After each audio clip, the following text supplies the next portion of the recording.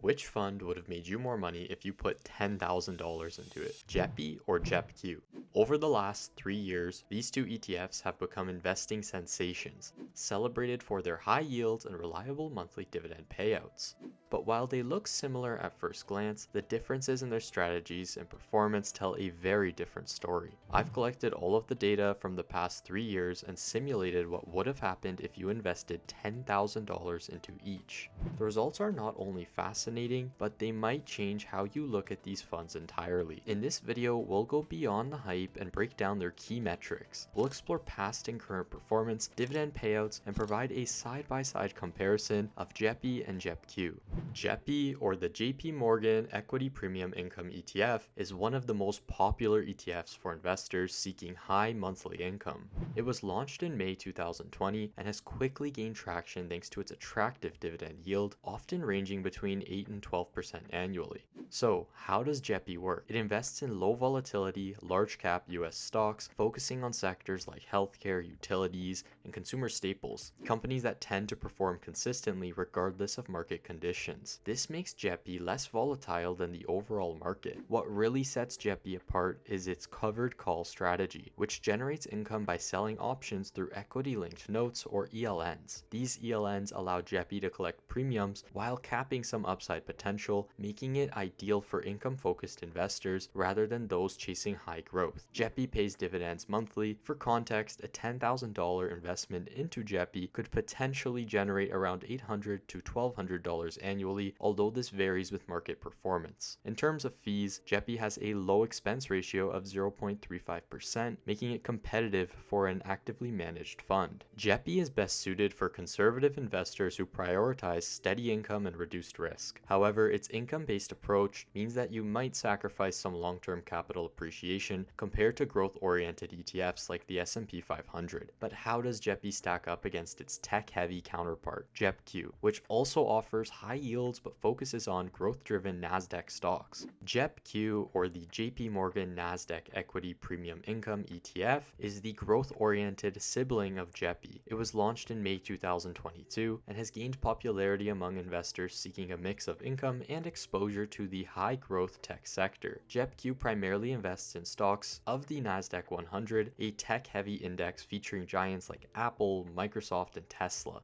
This gives it significant growth potential, but also higher volatility compared to JEPI. Like JEPI, JEPQ employs a covered call strategy using equity-linked notes to generate income by selling options. This strategy captures high premiums thanks to the elevated volatility in tech stocks, resulting in an attractive dividend yield, typically ranging between 8 to 12% annually. JEPQ pays dividends monthly, providing consistent income for investors. A $10,000 investment, similar to JEPI, could generate around $800 to $1,200 per year, depending on market conditions. However, because it focuses on growth-oriented stocks, JEPQ may offer better capital appreciation potential compared to JEPI, especially in bull markets. Its expense ratio is 0.35%, the same as JEPI, which is relatively low for an actively managed ETF. JEPQ is ideal for investors who want a high monthly income, but are also willing to take on higher risk for potential growth. However, it focuses on the NASDAQ 100. This means that it could experience steeper losses in bearish markets, so it's less stable than JEPI. Before we dive into the data, just a quick disclaimer: there might be a slight variance in the numbers depending on the data source used, so please keep that in mind. It's always a good idea to double check the latest information and do your own research before making any decisions about these funds. Now, without further ado, let's dive into our comparison. Let's start this comparison off with JEPQ.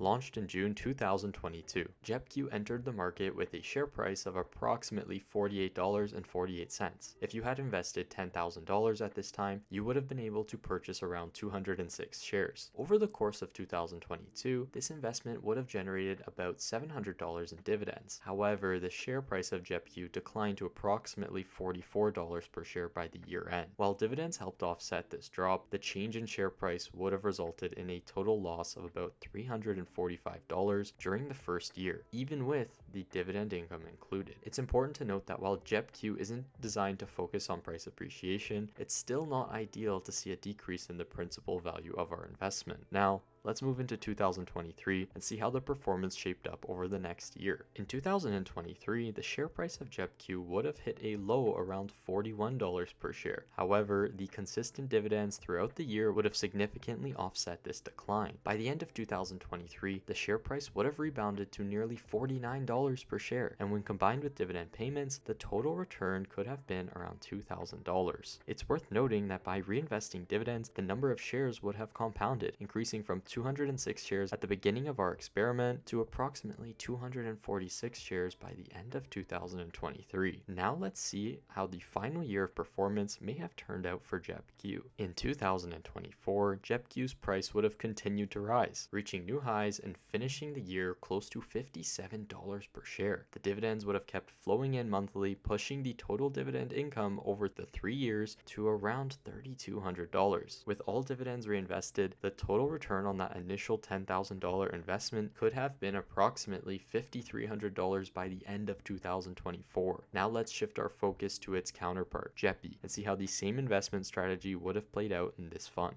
JEPI was introduced to the market in 2020, but since JEPQ was launched in 2022, we'll use that as our starting point for this comparison to keep things fair. At the time, JEPI was trading around $57 per share, so a $10,000 investment would have allowed you to purchase about 173 shares. Dividends would have been paid out monthly, and by the end of the first year, you would have received nearly $700 in dividends. However, considering the share price, the total return by December of that first year would have been approximately $325. This is due to a slight decrease in the share price, but let's take a look at how things would have played out in following years. In 2023, the share price of JEPI could have continued to decline. However, dividends kept rolling in monthly, bringing the total dividends to around $1,600. As with the previous year, the falling share price impacted the total return, but the dividends helped offset these losses, resulting in an overall return of about $950. Additionally, with dividends being reinvested, the initial 173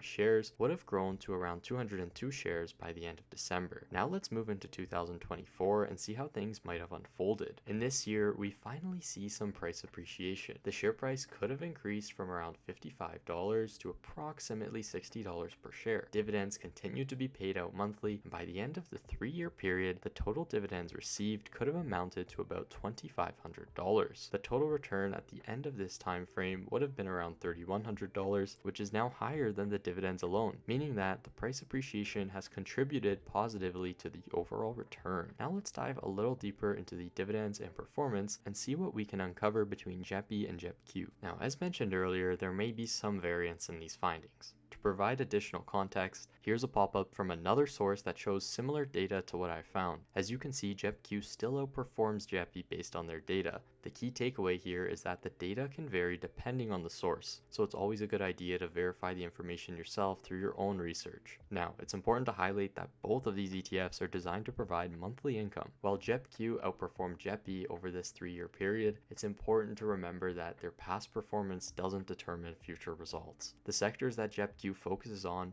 have experienced strong growth in recent years, creating opportunities for significant capital appreciation. However, no one can predict how these funds will perform in the future, so the dynamics of this comparison could change as the market conditions evolve. If you enjoyed this video, I have several other ETF comparisons that you may find interesting. As always, remember that these videos are meant for both educational and entertainment purposes. Be sure to conduct your own research and make decisions based on your own personal financial goals and risk tolerance. Don't forget to like, subscribe, and stay tuned for more financial education content. Thanks for watching.